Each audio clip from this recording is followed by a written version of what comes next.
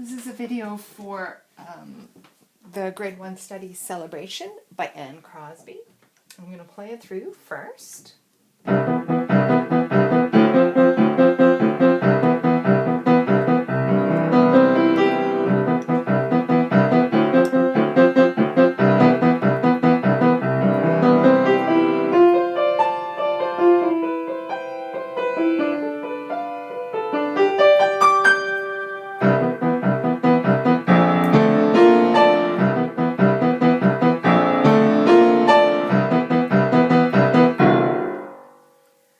So you can see it's a pretty high energy piece, and it says lots of energy.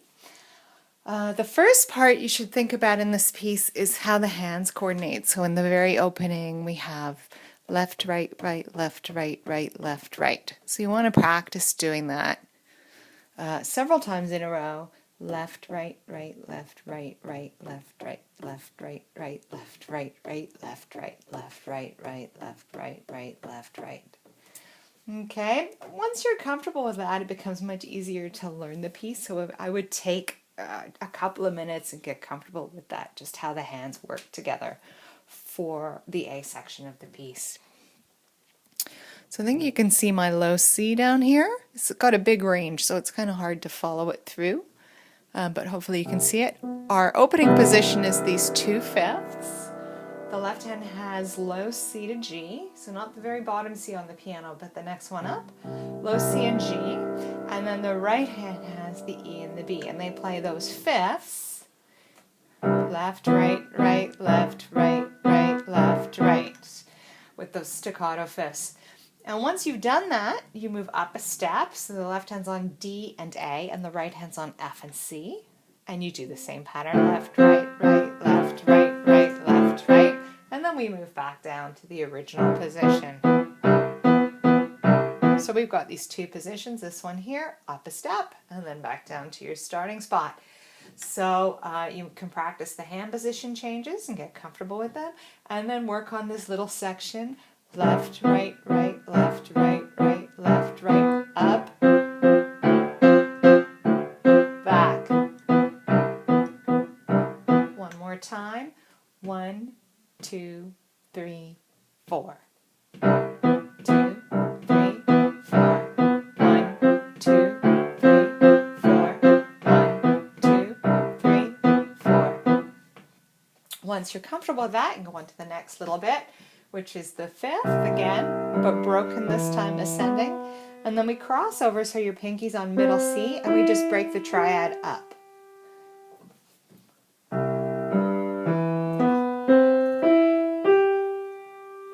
Very straightforward, and the counting is pretty straightforward there. 1, 2, 3, 4. 1 and 2 and 3 and 4, and then it has the pedal. 1 and 2 and 3 and 4. The next 4-measure group is very, very similar to this opening 4-measure group, except you'll notice that at the end when we do the crossover, the triad is broken up, so we'd go up the 5th to the G first and then back to the E. So instead of going up by skip, we have this pattern.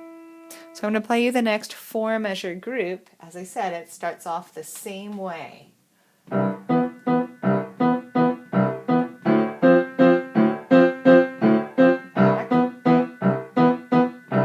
crossing over, but doing that at the end. Let's try it through again. 1, 2, 3, 4. 1, 2, 3, 4. 1, 2, 3, 4. 1, 2, 3, 4. 1, 2, 3, 4. You'll notice I had the pedal on at the end too. The next section is the B section. We move up here, so I'm going to have to move the camera over so you can see where we're at. It's actually using a really large section of the piano, which is one of the things that makes this piece so exciting. And I've got to make sure I can get all the way up to that G way up there. So we've moved up now above, here's our middle C. Can you see it way down here? So we've actually moved with our left hand up to this F. And we're right next, these fifths are right next door to each other. See the thumbs are right there together, left and right. So I'm going to go up my fifth from F to C and D to A, and then back down. But notice I'm not going back to finger 5, I'm actually going back to finger 4, and that's to enable me to go down a step to the E on the next one. So I'm doing my fifth up, and then everything moves down a step, so I'm going to start on the E and the C, and then my 4 is going to go to the E, and then I'm going to move down to the D. And you'll notice that since I'm finishing on the D here, this sequence, I don't have to go to 4. So I'm going to show you the pattern again. So we're on the F,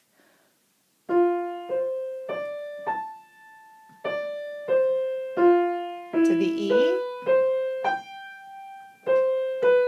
to the D. I'm going to count you in. Try going along with it. 1, 2, 3, 4. 1, 2, 3, 4.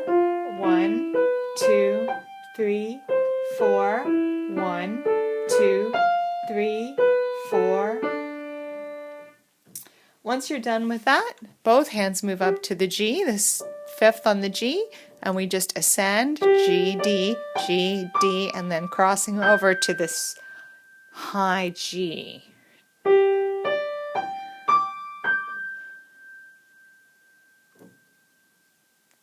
So if I put that four bar group together, I get this.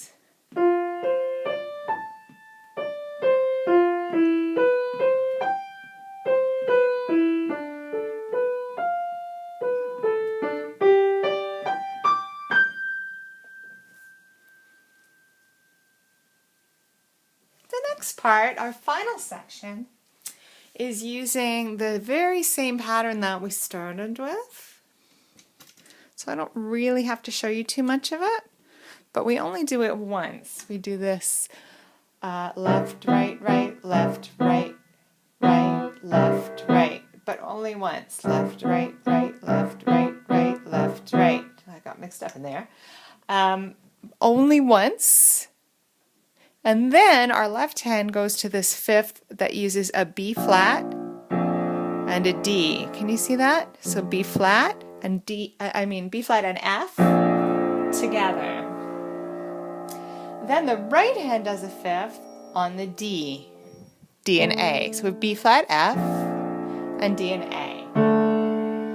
And the left, the D and the A, the right hand crosses over to the B flat, F. Notice how your pinky of your right hand was here, and the left hand is just above it, just on that half step higher.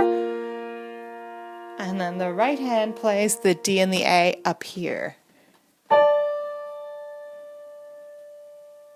So we have one pattern of the left, left, right, right, left, right, right, left, right, and then the B flat fifth, the D fifth, the B flat fifth, and the D fifth.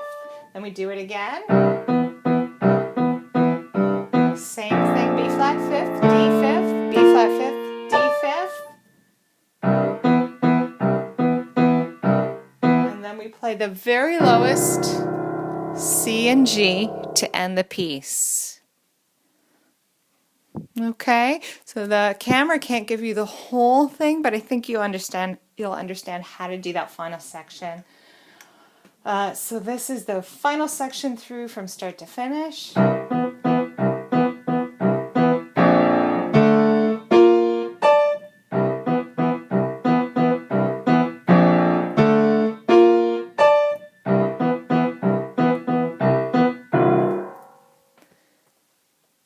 And that's the piece all the way through. So have fun with celebration. go back and listen to the beginning of it to get used to what the whole piece sounds like together when you feel as if you have all of the parts of the section done, all of the section parts done.